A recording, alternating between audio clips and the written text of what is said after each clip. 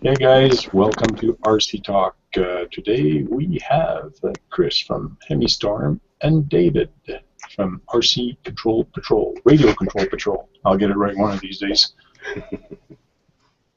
So without further ado, here we go. Hi Chris. Hey, Francois. How you doing there, Francois? Hi Dave. So you guys just came back from a trip. For some of you, it was actually overseas. Yeah, true. And that was the big RC show, Yeah, RCX 2016. Very fun. Very good time. Is that the first time that show ever happened, or is that a like happens every year? It is the I don't even know that they've had this thing going for over a decade. I think. Oh yeah. It's the second one that I do, and it's been in a couple of different venues over the years. So it's been in the last time I was there was in 2012. Then it was in Long Beach, and for the past, I believe, 3 years, it's been in Costa Mesa. So this year as well, they had it in Costa Mesa. Cool. And Costa Mesa is where exactly? Southern California. Los Angeles, and if you get lost in Inglewood, and then you cross through Crenshaw, and then end up 420 again, or whatever that road is called, and then you kind of pass like a few more roads and signs, and then you end up in Costa Mesa by accident if all goes well. Yeah, I heard that in your video. You said that you got lost on your way there. It's not a good thing to get lost at night. Yeah. Right. This homeless lady with a shopping cart, and yeah, it was good. And you, Dave, what happened with your experience? I didn't see any videos or any pictures from your trip. Did you take any? Yeah. I made a blog post of them. Yeah, I have a few pictures. Well, a lot of pictures. I left the video to Chris. I mean, he did such a good job summing up, the fun that we had. I just let him go on with that one. It was a very good video he made. It looks like the beer was pretty good. Everything was good. It was. That's not a Google Hangout. Yes, this is a Google yes, Hangout. sorry. Yeah. You're like video bombing everyone who's watching this right now. We're going like, that's not a Google Hangout. You're talking about beer. Yeah. Huh? Yeah, but that stupid laptop didn't work. It kept booting me off with the stupid Windows, and then Bill Gates sent me a message going like, punk you again. Chris is actually on his cell phone because he tried logging on to his Hangout and to this Hangout, and it was keeping booting him out. So that's the reason why in Hangout we can put our name, and Dave has it, I have it, but Chris doesn't have it because he's on his cell phone. With that fancy screen. He's going anonymous. That's what happened to me. The only. Your audio is cutting out a little bit there. Sad enough. Oh, yeah? Oh yeah? Yeah, but that's most likely. I need to move closer to my Wi-Fi.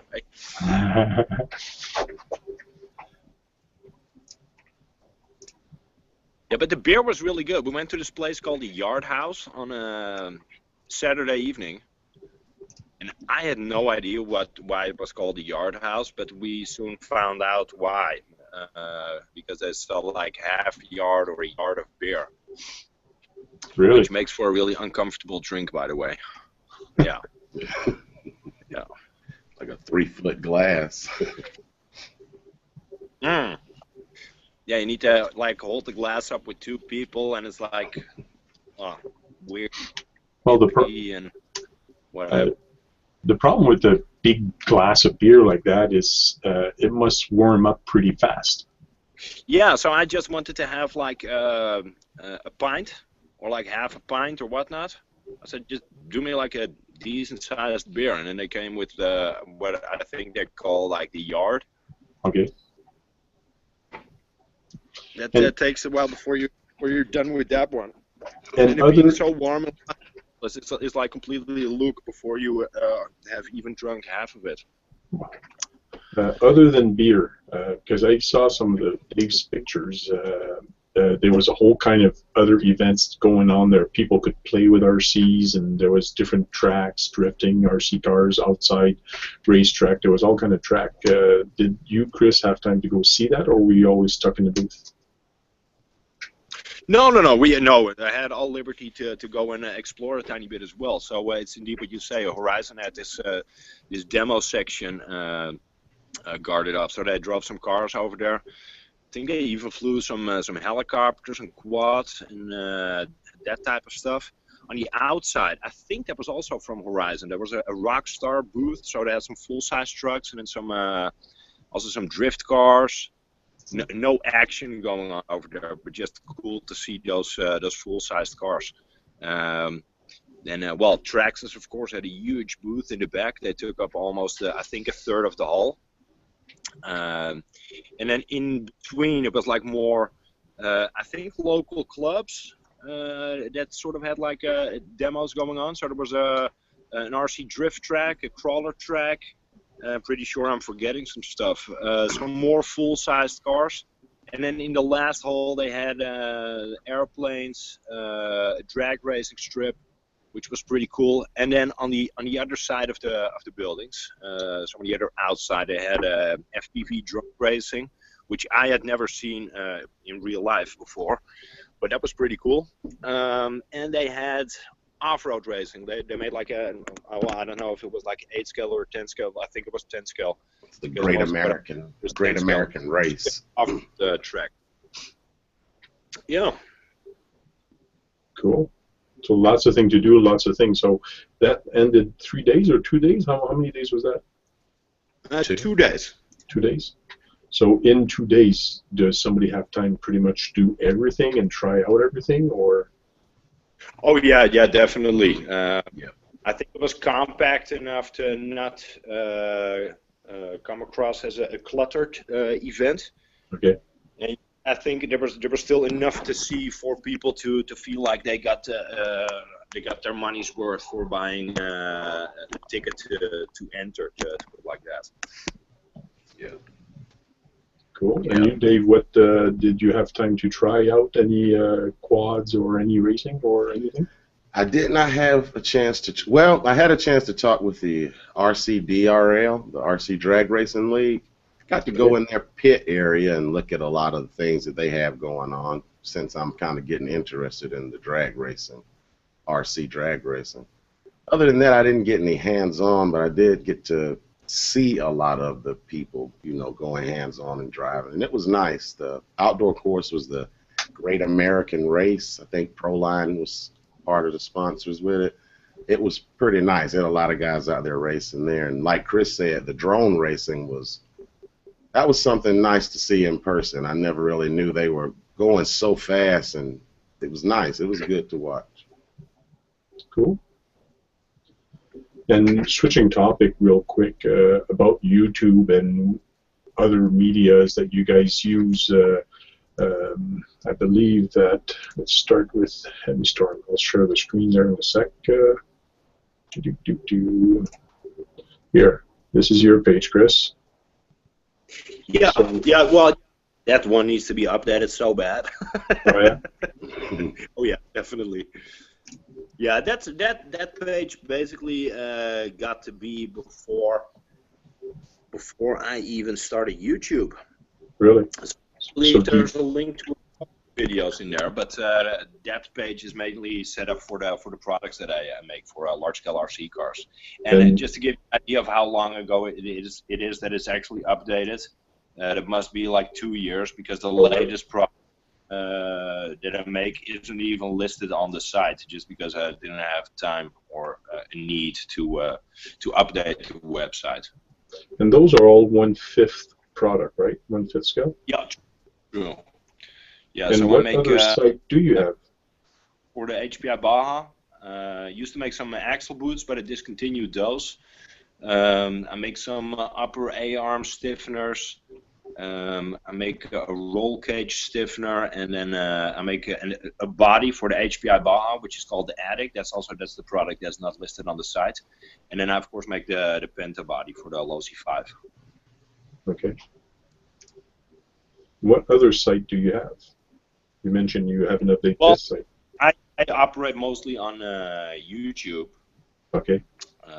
It's a nice medium for me to be creative on. I think, well, video in most cases says a whole lot. I'm not that good of a photographer. David, for example, is a really talented photographer. I'm not that good at catching something in a picture. Wish I was, but unfortunately I'm not. And I really, I don't know, I like shooting video and I like editing it together and make like a coherent story, and I kind of share a visual experience through that. Cool. So YouTube for me is a great great platform. I like Facebook. My Facebook page is well, I'm constantly putting pictures up on there. I've started using Instagram like 1.5 years ago, and Instagram is pretty cool as well. Yeah, I saw that. Cool. And David, you have a blog page that you put a whole bunch of different stuff on. Yes, indeed. Yep. And this is your radiocontrolpatrol.com. Yep. And some of those that are scrolling through some of those recent projects that you've been working on.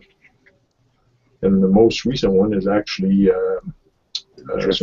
drifters. Mm-hmm. You're working on 2 drifters right now. Eh? This one, Sakura, and the other one is Tamiya, I think. Eh? Yep. Mm-hmm. The other one's going to come soon.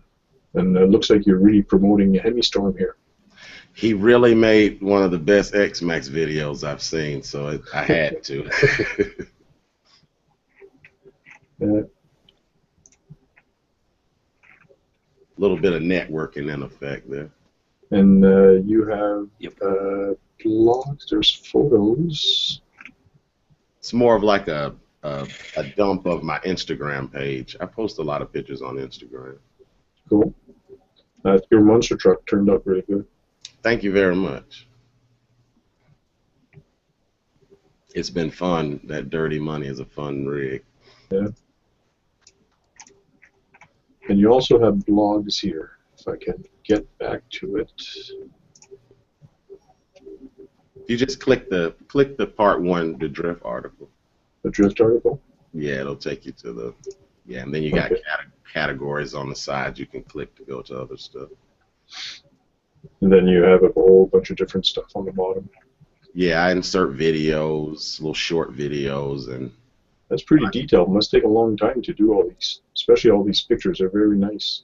Thank you very much. Yeah, it does. It is time consuming. Just kind of doing it more of a archival type of deal, so I can have a journal of everything I've done in RC, pretty much. Mm-hmm. And that way others can come and look and share. Videos are excellent. I do a lot of my YouTubes are backup for my blog posts most times. If you want to get a little more detailed, you can go read the blog, or you can check out the video if you want a short version. Oh, this is the best one I think you've made so far. I'm sure. It's been doing very good, man. It gets about 6 to 7, up to 10 views a day, pretty much. And cool. Yeah, people are really into the deal. Yeah, so the story behind here is I made a video of how to make a very cheap dually wheel using plumber's pipe. And Dave liked it so much he put a blog up on his screen, and it's been doing really good for him. And my video also is like over 11,000 hits right now. It's not million, but it's still cool. Yeah, it is. It's cool to see people interacting with it on a daily basis.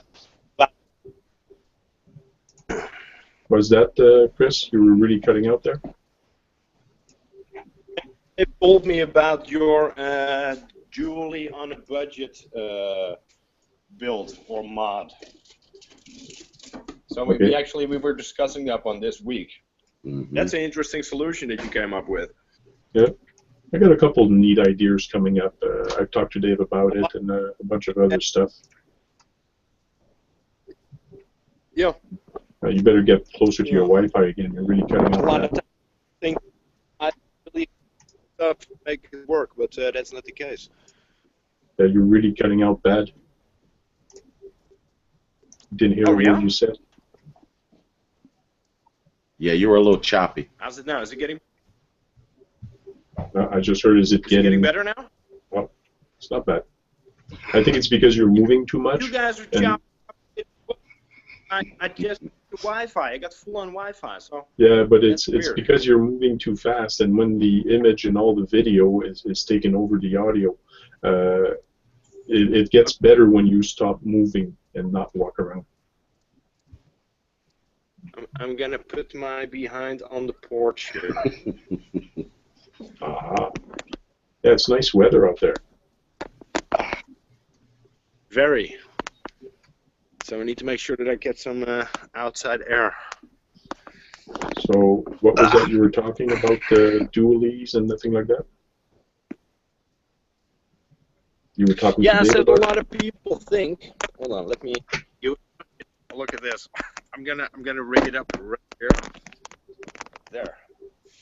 So a lot of people seem to think that you need to have a ton of expensive parts and always factory parts or made by a factory to make stuff work. While in all reality, you can use some household items in some cases just to make something cool. And I think that your Julie mod really proves that. I hope that didn't cut out, by the way. No, that didn't cut out. That was perfect. Mm-hmm.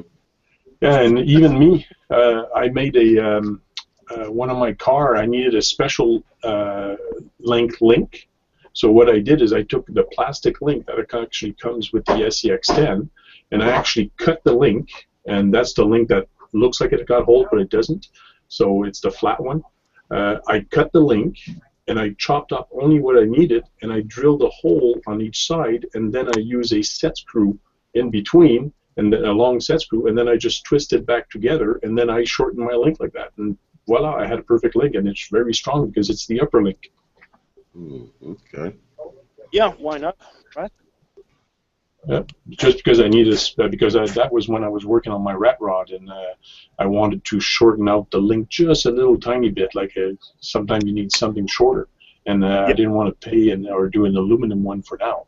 So I was just playing with it. I said, wait a minute, I could do that. So I just figured this out real quick. Yeah, you don't have to buy a big, expensive aluminum part to get it going.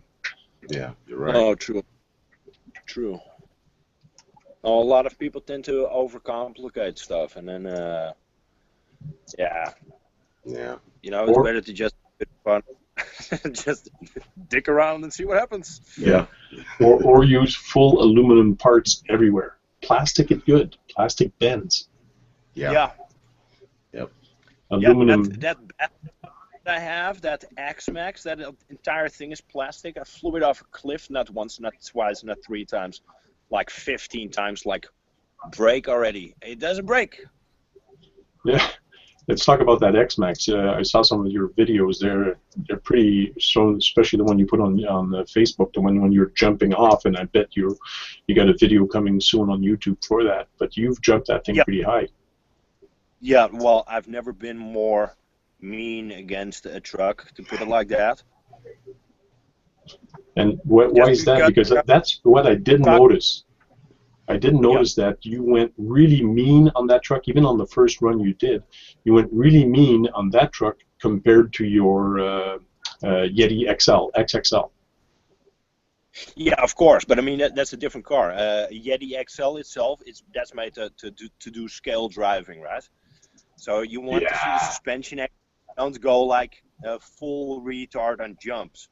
Now, any Traxxas vehicle, you drive it, and after a while you realize, you know what, you can just go out full out comic book style with this thing, and fly it off a house, and just see what happens, because that's what we'll do with Traxxas trucks. If I would do that with my Yeti XL, then I would have to punch myself in the head afterwards, because that's not the way that you're supposed to drive that car. It's like people with then who take it drifting, or people with a drift car who go off-roading with it, you need to use the stuff for what it's made. And I mean, my XXL, yeah, of course. Well, I didn't baby it, but that was the It's a first rock run racer. that I did. You will see me do more runs with it. But this was a test run, and I mean, I put 2 Mamba Master X 2-cap power plants in there. It runs on 4 3S batteries. I didn't know how it would work out. I just needed to make sure that everything was synchronized and everything was actually working. But there's only one of those cars in the world, and if I want to buy 10 more X-Maxes tomorrow, I can. Well, granted, you should have the money for it, but I could just go out and buy 10 more of those X-Maxes and fly them off cliffs. Yeah. If I want to have another XXL, I need to set all my machines to work, and I need to build it again from scratch. So of course I drive, because people say, yeah, you didn't drive the XXL. That means no, of course not, you know. But they claim that you can go full retard on a track, so that's exactly what I did. And well, I really like it so far. It lacks power. Thing that I will say, especially mid-band, there's like not the type of linear power that you want to have. So it sort of lacks, and you need to have a really big run-up if you do want to fly it off a cliff. And the radio, I really don't like the radio, but the frame itself is really good. It's one of the best frames that I've driven so far. Cool. Yeah, I find that there's a lot of guys that actually do use the Yeti to actually jump and use it as a basher and jump 20 feet in the air, and then they break rear axle or they break things, and they say, well, this thing's a piece of shit. It is a rock racer. It was made to race on rocks and go very fast on the rock, not jump 30, 40 feet in the air and land. I'm a strong believer in buy a truck to do what it was made for. Exactly. So that's why you won't see me fly my Yeti off 5 foot high jumps and catching 30 foot of air, because I mean, then I could have just I might have just as well not built it at all. That's not what it's made for. You're right. While a monster truck, I mean, a monster truck is made to monster truck. So you will see in the next video that I have of the X-Max that I was actually monster trucking with it. Okay.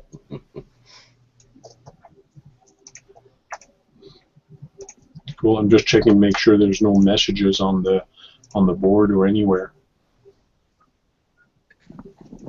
It's the same with some of those 10-scale short course trucks.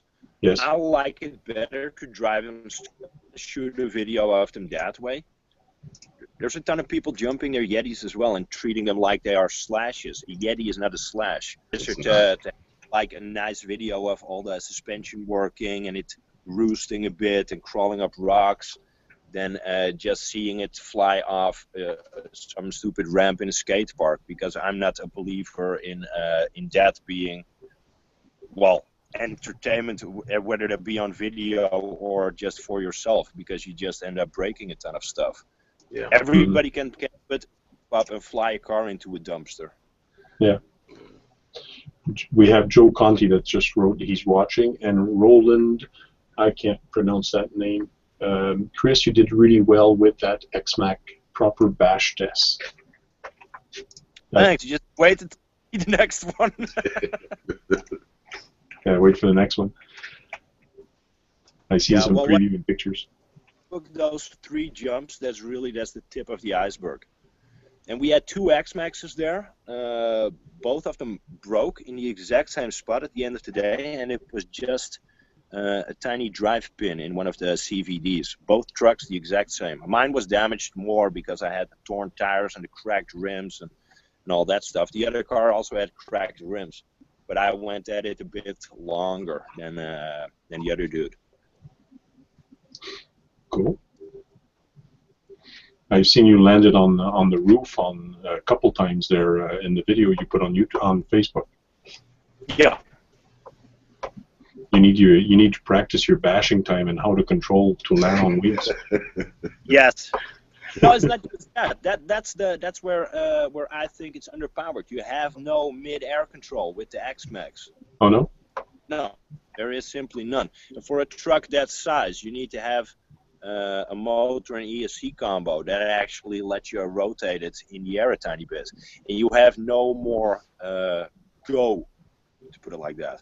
And what I think is important with a monster truck is that you always have like a tiny bit of extra power to save you from having a sketchy situation or whatnot. Mm-hmm. And that is just lacking. So that's not there. So it's not just a fire hazard that I find it questionable in that whole ESC motor setup. It's just the overall lack of power. It really needs an 8S setup. It's begging for. And it because if it was powered correctly, to put it like that, I would have broken a lot more things than I currently have. Oh yeah. And you also need a better transmitter. You need a better transmitter for it. Yeah, well, yeah, and that's not me hating on a plastic Walmart transmitter that comes with the truck or whatnot. It's just the fact that, you know, the only nice thing about that entire transmitter is that dark chrome little wheel on it. That's about it. Because the range on it, and that's not me hating, but I'm just telling people what they can expect if they spend $1,000 on that truck. The range on that thing is absolutely horrific. So I drove the car away. It was probably 60 yards away from me. It goes behind a tiny hill, and I needed to walk after it to get it to sort of like hook up again. Really? Yeah. Which radio system do you usually use? Usually I use Futaba. Futaba, okay. Seems really to be a lot of the pro guys. Also, I've had good experiences with Spectrum, even with the ones that come stock with the Losi product. Even that would be a better radio, I think, than that TQI or whatever they call it that Traxxas has with theirs. Yeah, but maybe they're losing range or they're losing the functionality because they want to add all those telemetry to go onto the iPhone. That module that they have, maybe something to do with that. I don't know. No, me neither. But I mean, if that was the case, then they should include that whole module instead of saying like, yes, link enabled, because I mean that's some nonsense, right? Yeah, you got a flagship like truck. About a new car and then saying like, oh yeah, you know, we installed all the speakers, and then you look at the dashboard and you find a sticker that says, yeah, buy a radio, dude. I don't know. I just that baffles me. Just what would that cost them? Not sure, but it's all about marketing. It's all about upgrades, and that's what they make money on. They're making money on upgrades. They make money on wheels. They make money on. You know why I didn't break my X-Max? Because I kept my skinny finger off that stupid button on the top. Because people use it, and then they go, oh, my diff broke. Yeah, of course your diff broke. You got 20 pounds of car being all epileptic on the floor over there because you're too lazy to walk over. And then people go like, oh, but you can't say that. Yes, I'm saying it, because when I see people do that with their radio, where they go like front back, like with other cars, I go as well. I go like, you know, just do the walk of shame, you know, lose 5 pounds, just do that. There's nothing wrong with doing that. And then when you say that to people, they get all offended. They're like, oh my God, you're such an HPI fanboy. It has nothing to do with it. Just walk over, pick your shit up. On your bashing video, the first one you came, when you flipped it for the first time, and I saw it flip, I go, oh, is he going to use the self-upright, or is he going to walk? And also, I see you walk into the camera, so I go, okay, he did walk. Yeah, I always walk. No, honestly, Francois, if I had used that button, I would have had to rebuild 2 diffs right now. I would have split drive cups, twisted dog bones. That bad? All that, yeah, it's really that bad. Everybody who has a bad experience with that X-Max, because I've put it through hell and back, and the drivetrain, everything, it is rock solid. I come home, I hose the thing down, I WD-40 it a tiny bit, I charge batteries, I put them in, and I take it out again. It's a good car. So it's held up to the water good as well, hasn't it? Very, very, yeah. That's one thing with Traxxas. I find they're very good in the water, and they hold up very good in harsh weather and things like that. So I'm happy with Traxxas. I have a Stampede. I have a Summit. Love my Summit. It's strong. It pulls my little guy no problem. They got a nice truck for bashing and riding hard on. Yeah, you know, it's not like it's not a brand that makes me look at their trucks and go like, wow, you know, that's really super nice, nicely put together, or I can stare at that for a couple of hours or what, you know what I mean? But it is, in all its simplicity, it is well engineered. Yeah. But they're made to have fun with, so it just. Yeah. They satisfy a lot of different skill levels. You can give it to a novice all the way up to an expert, and everybody has fun with it, you know? Definitely, yeah. Yep. There is a direct chat. Well, actually, it's... Let me post a link for people to join in. Is if you're like nitpicky like I am, I had it up against a team associated rifle now and that rifle was driving on 4S. I was running a 6S, and we had like the same amount of speed and whatnot. So there you can just see that it needs a bit more. Okay. I just pasted a link for people to actually join in.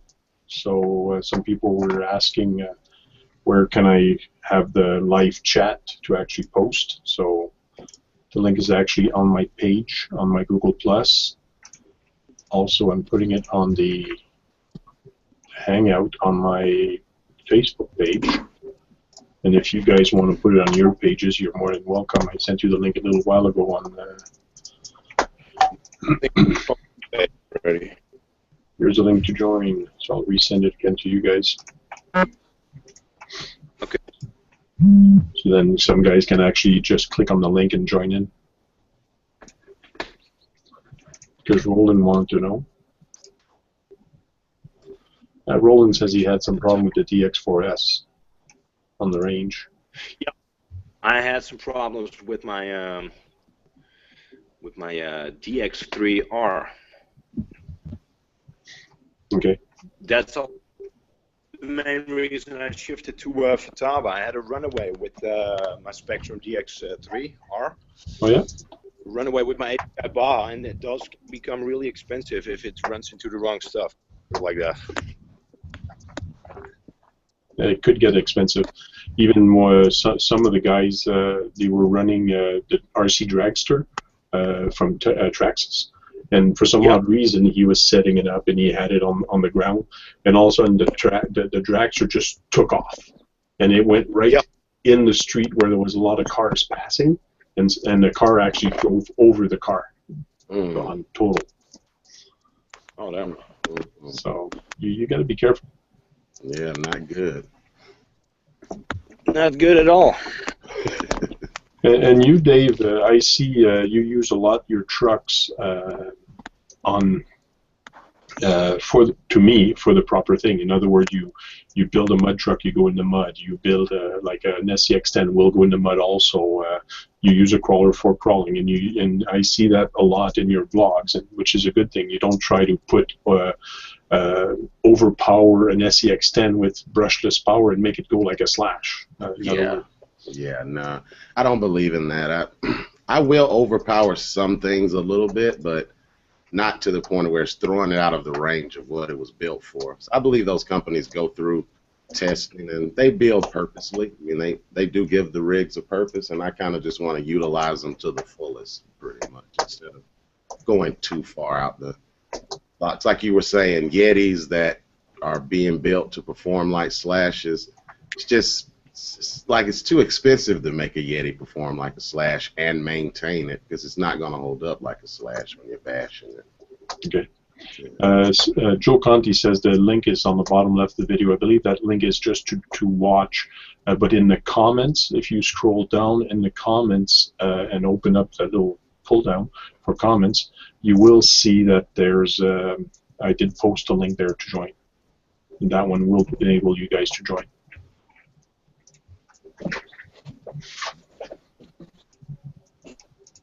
Yeah, it seemed like you've overpowered your Summit one time.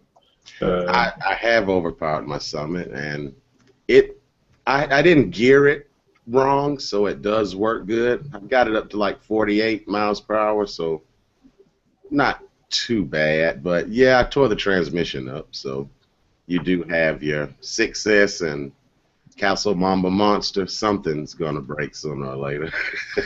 and that's what I find a lot of people, they really upgrade their trucks with really high power, or even I've seen it so often with an SEX10, put a brushless on there, they put a big long axle on it, or they go with 3 wheels or 6 wheels or whatever, but then they try to go with very top speed, but they don't change nothing in the transmission, and then they blow gears, they blow a spur gear, they blow everything, and then they're bitching and saying, well, it's a piece of shit. Well, no, you're using it differently than what it was intended to. So Yep. Yeah, I never complain about the cars being a piece of crap. All my problems I've had with RCs were user related.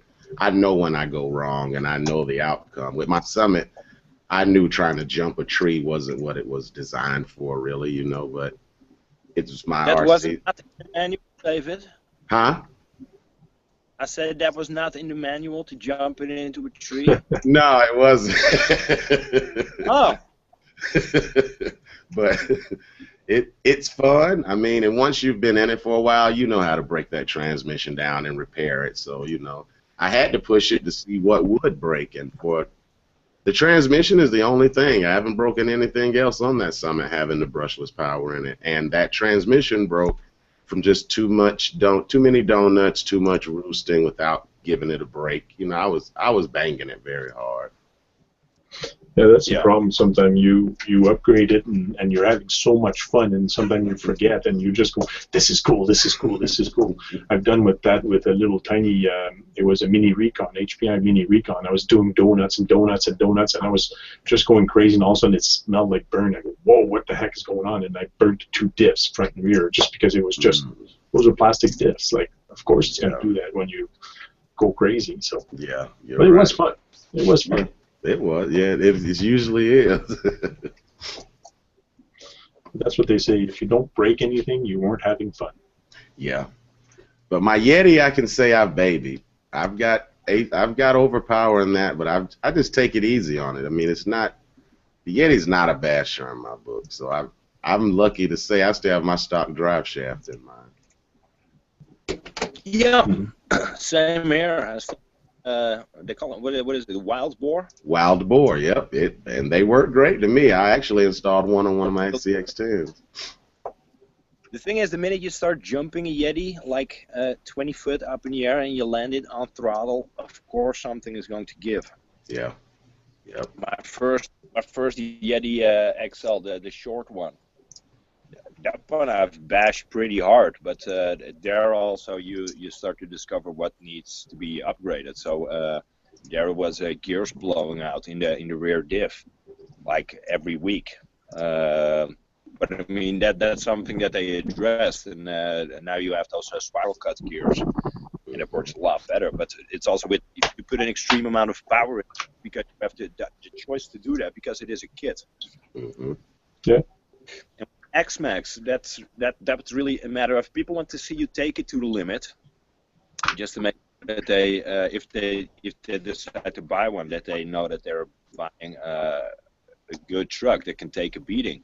But I think what you can prove with beating it that hard is that it is indeed, it's a really good product. You can have a lot of fun with it, and I mean a lot of fun with it. But you can also you can start thinking about just putting more power in it to make it more monster trucky, to put it like that. Because all the components in there, it's not like you need to keep in mind like, oh, suddenly I'm going from 4 to 6, or from 6 to 8 cells. No, you just know that, okay, all is good. I can just bash this thing because the drivetrain is going to hold up. because I had no problems on 6 cells, so most likely I won't have any problems on 8 either. Yeah. And we have Roland that came in real quick, but then he muted his mic. Okay. I'm alive. Hello. Hey. What's going on, Roland? Hello from Latvia. Hello from Norway. Is it sunny in Latvia? A bit cloudy. Okay. Don't send them here. Don't send him here. Yeah, you don't look like you got a lot of clouds. No, nothing. Really, the first day since forever that it's been nice weather all day. Cool. And either David is sitting really still or his camera froze on my screen. No, I was sitting real still. Yeah, no, I see you sitting like this. Yeah, but do you have your mouth ajar or is it really just my screen? No, I'll take a screenshot from it and I'll send it to you. Yeah, you'll have a laugh because you've been looking like this for 15 minutes right now on my screen. I was like, oh my God, you know, David's not doing okay here.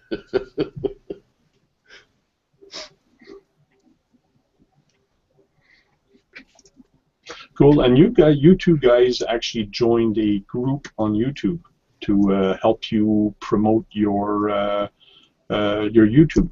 Why don't you guys tell me about that? He's president. Chris is president of the network. Chris, you're the president of the network? I didn't know that. Yes. President of the network. So me and Reed Lucas, for those who know, Reed Lucas runs a YouTube channel called Urban RCLA. Most likely you're familiar with it. Maybe you've seen it pass once or twice. And Reed and I, we've been friends for years. Or a friendship has grown over the years, let me put it like that.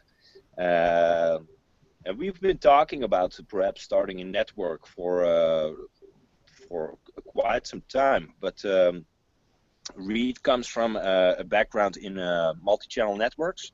So he's YouTube certified. He knows all the ins and the outs about YouTube optimization and also how to work brand deals and stuff like that.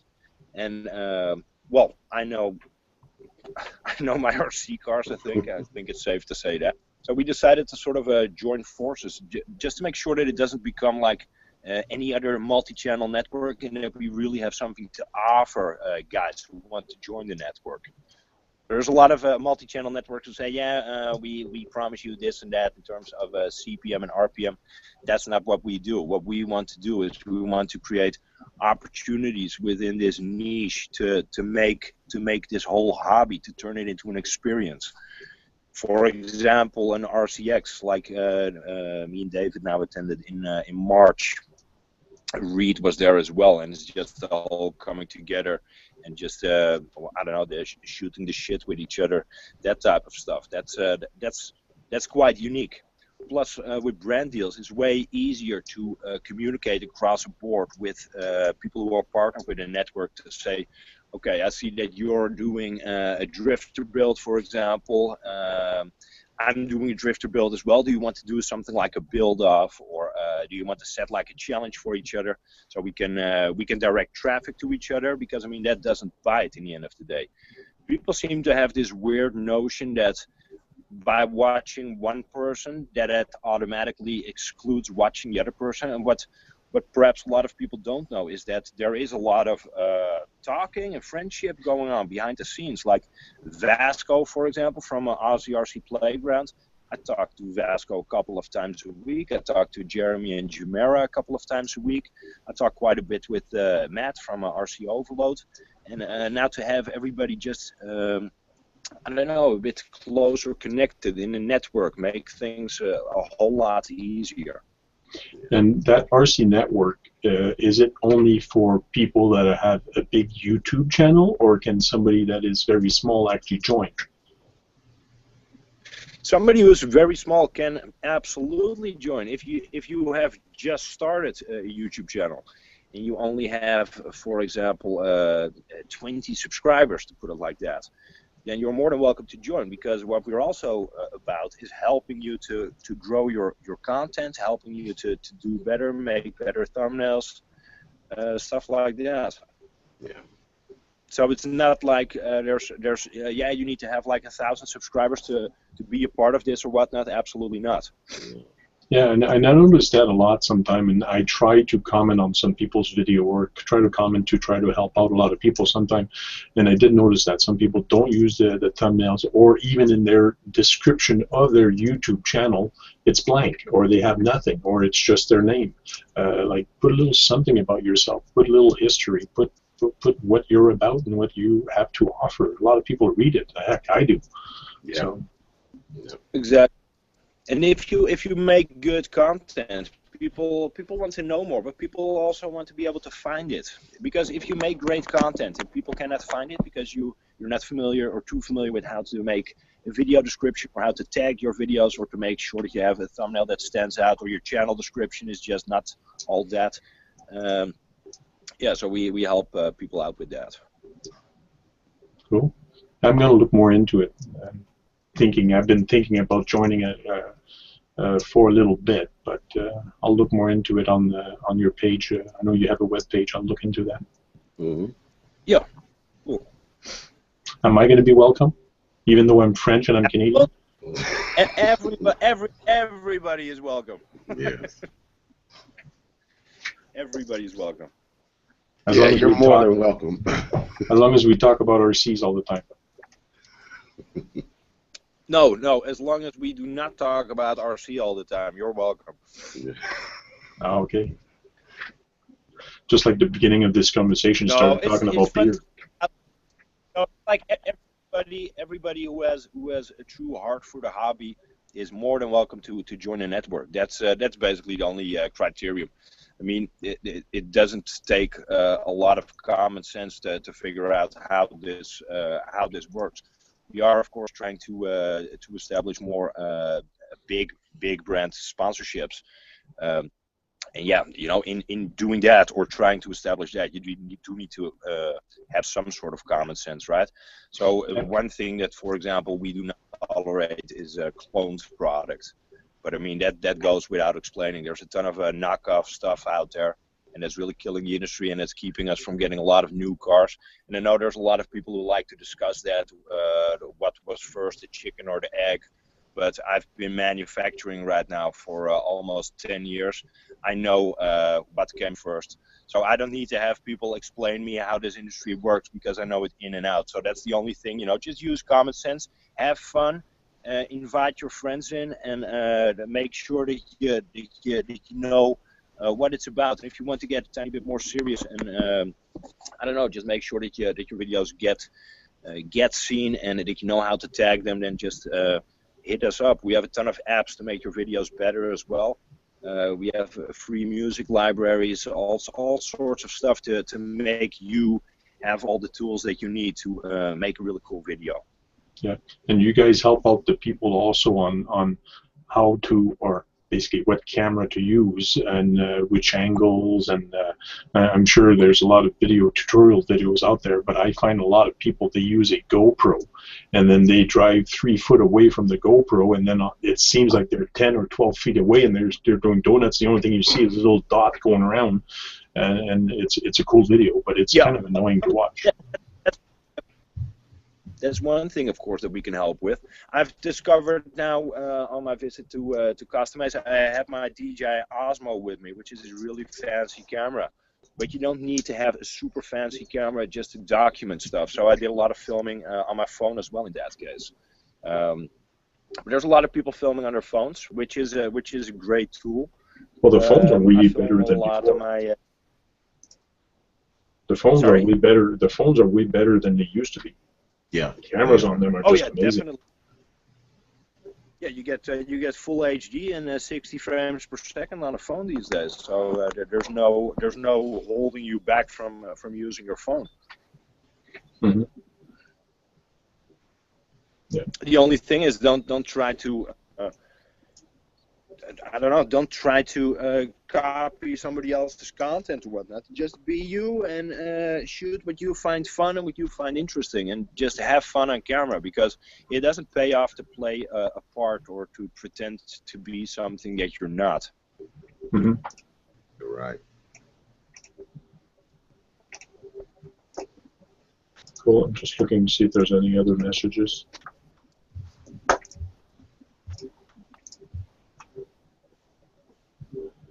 So what's in the cooker for you, Dave? What's coming up on new project? The drifters. I'm about to step into the drift scene a little bit and get acquainted with it, I guess I'll say. I'm after RCX, just seeing the drift setup and the way the cars are. It's kind of like on-road scalers a little bit. It's just so many parts you can do and so many ways to tailor them.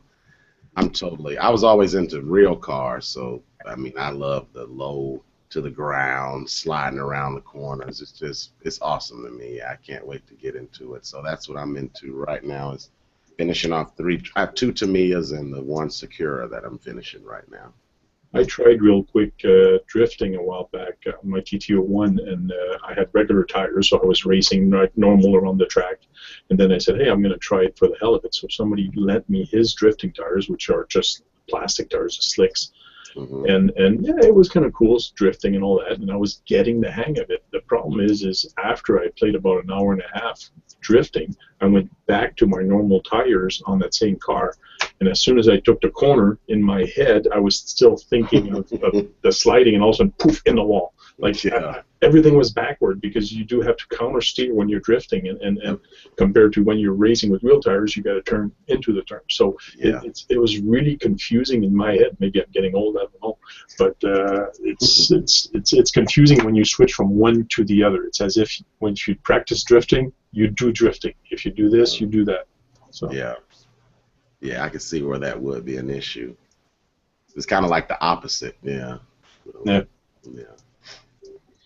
Or the guys that are used to racing, and then they go crawling, and then they go full pin on the rock, like just jump the rock.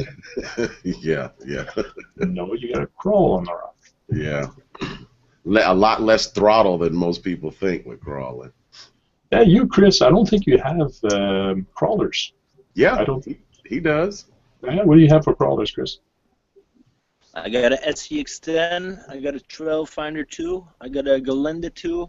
Okay. Well, I'm not sure if you want to call a Yeti crawler, but that's Rock Racer. Yeah.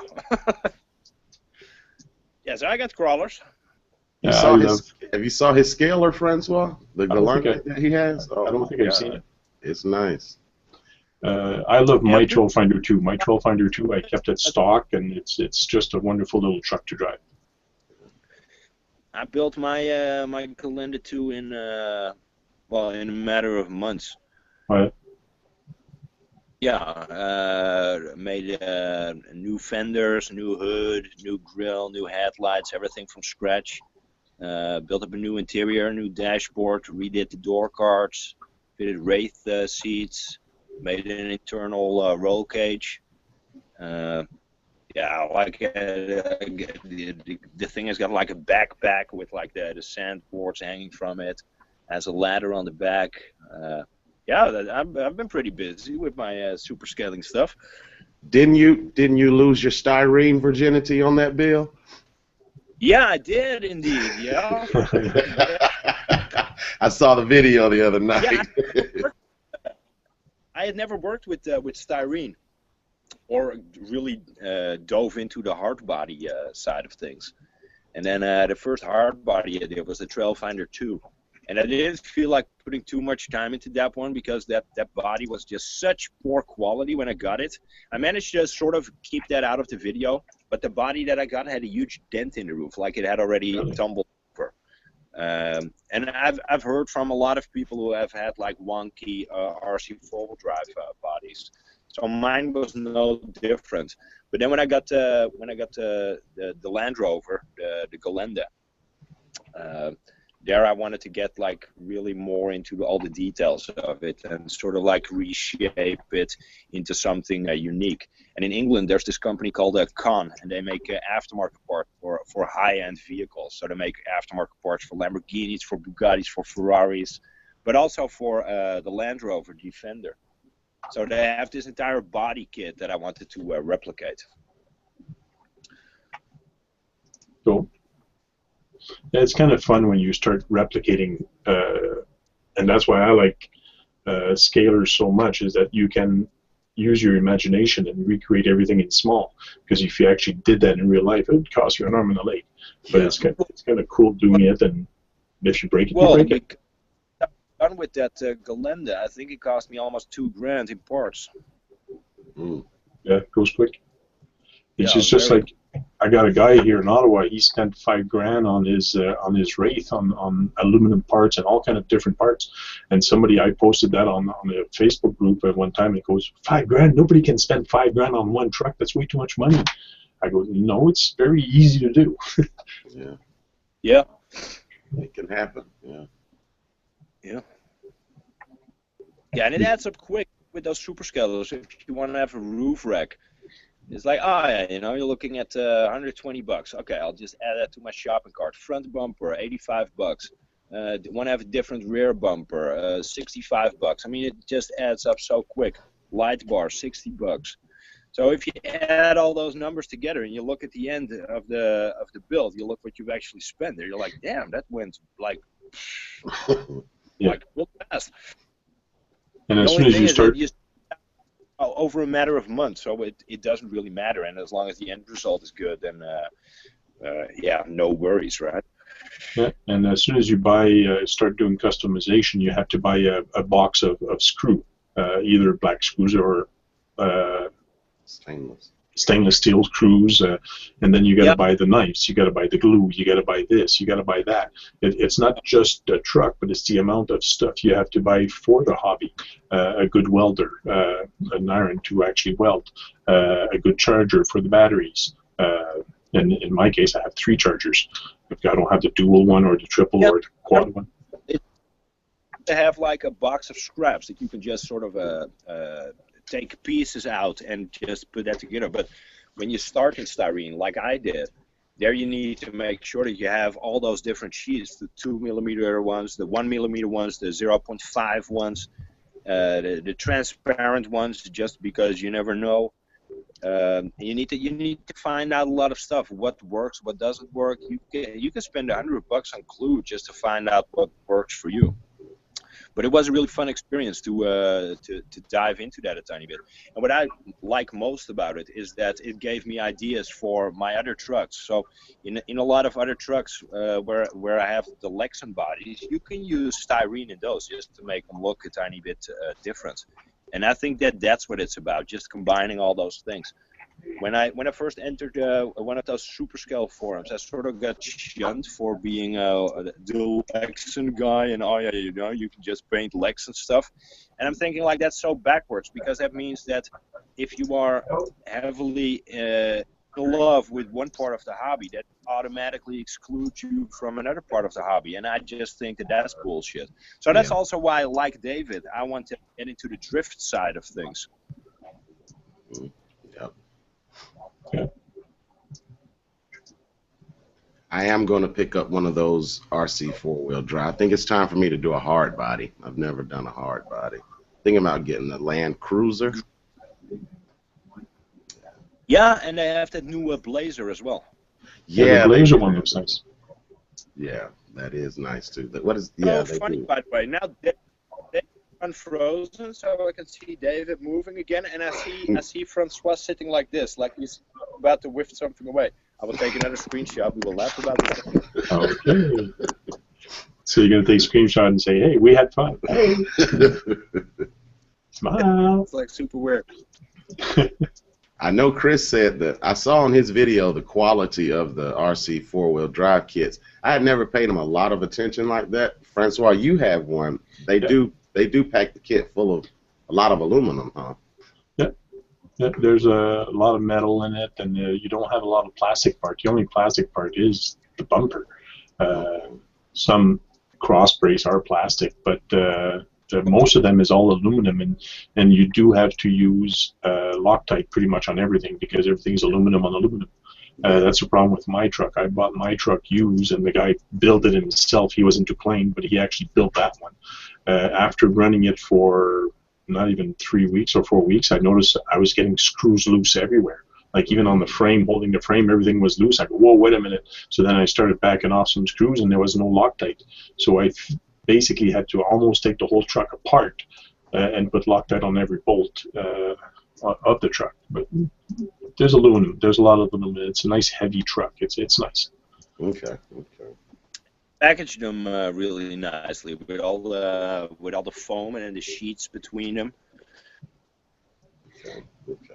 Yeah, mine was already built, but I did get the box with all the foam and all the layers. That was kind of cool to see, but it would actually be cool to actually receive the truck like that and actually open the box and go, whoa, this is cool. All the axles are pre-built, transmission is pre-built, you don't have to build them. But a lot of guys do open them to re-put packing them in grease, so that's your call. Yeah, I saw Chris, you did that. Was there any in there at all Yep. when you looked inside? It was very minimal.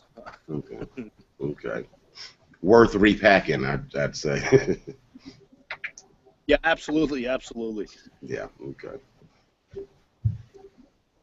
Cool. Well, I hate to do this, but I said I was going to do it for an hour, and plus, I'm at work, so Yes, it's an hour, and that's my hour lunch. So I'm going to cut this short, and thank you guys for joining.